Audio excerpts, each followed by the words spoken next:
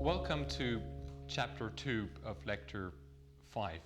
In this chapter, I want us to take a closer look at the current energy trends. I want us to take a closer look at the current dynamics in the energy markets, because to see eventually how we can decarbonize the energy systems, we first need to really well understand what is going on today and how we can reverse the current trends. So where are we?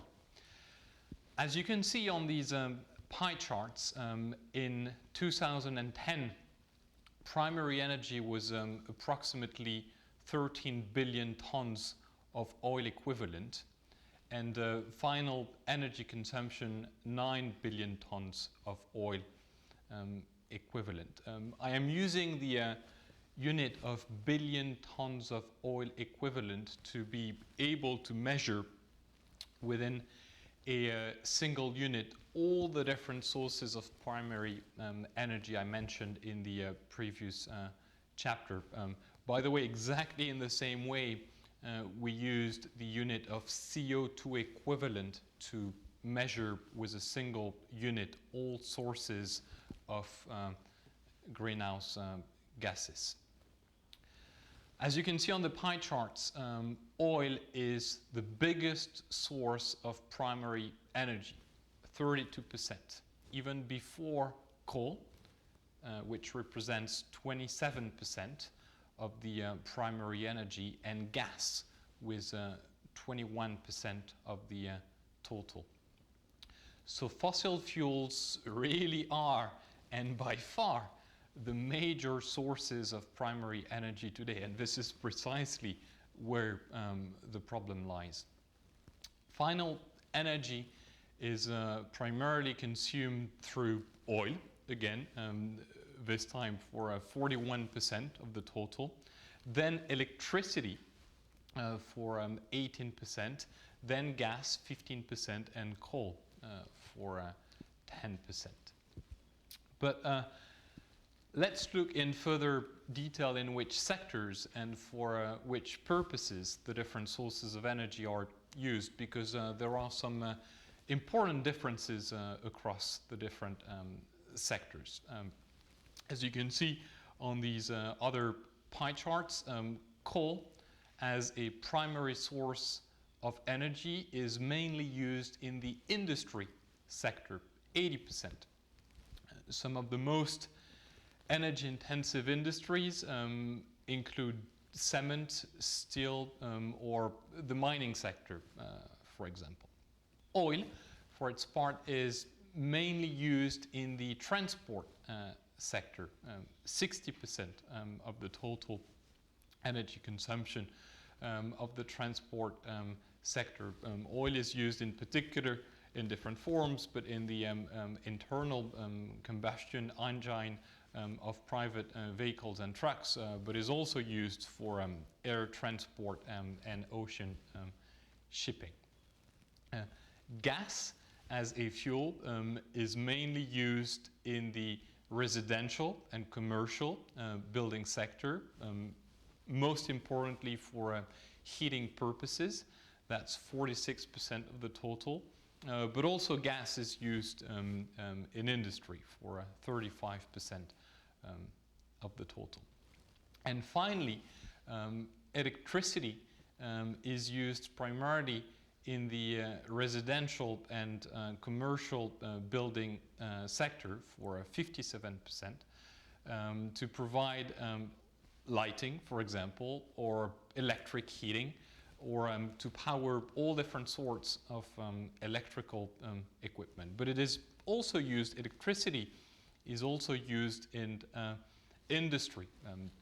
An example of industry that is very electricity intensive, that consumes a lot of electricity per unit of output, is the aluminum industry.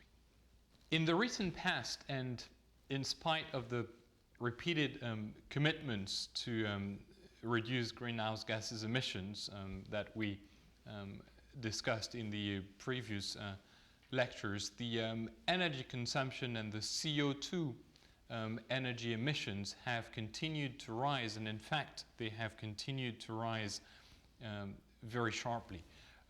The CO2 energy emissions increased by 10% during the 1990 to 2000 period, and they even increased by 30% during the last 10 years from the year 2000 to 2010.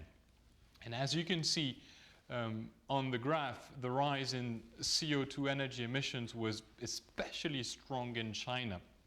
Also in India, although the Indians' emissions are, of course, still much lower than the Chinese emissions.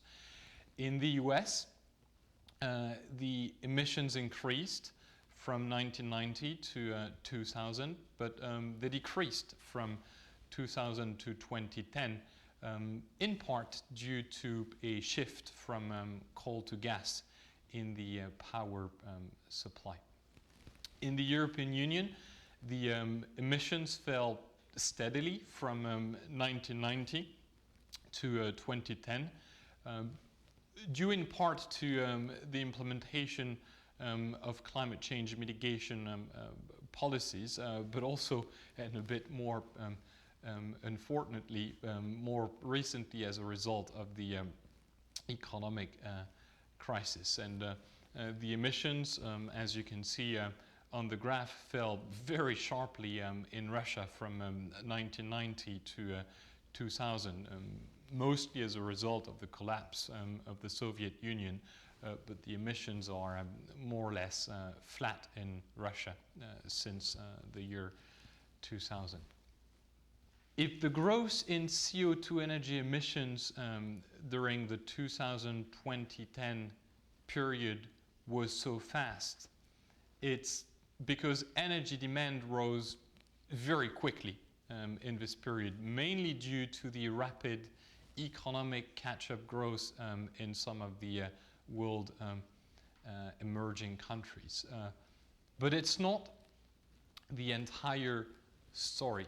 The CO2 energy emissions rose very quickly, also because the carbon content of energy consumption increased, which is a very bad news from a climate change mitigation perspective. In fact, almost half of the incremental energy consumption in the last 10 years, during the 2000 to 2010 period, came from coal, as you can see on the graph. This is absolutely gigantic, and even more than during the previous decade. So instead of decarbonizing our energy systems, we are currently carbonizing them.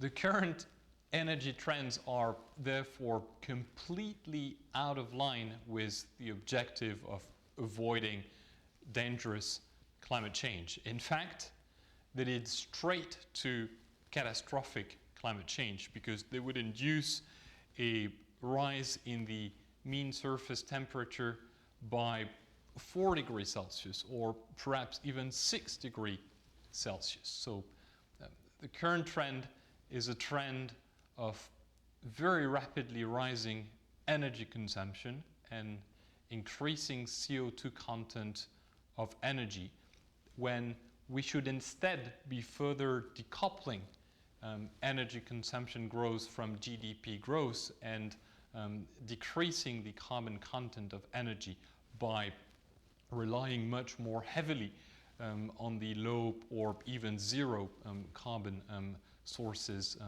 of energy. In the next chapter, we're going to see how this can be achieved.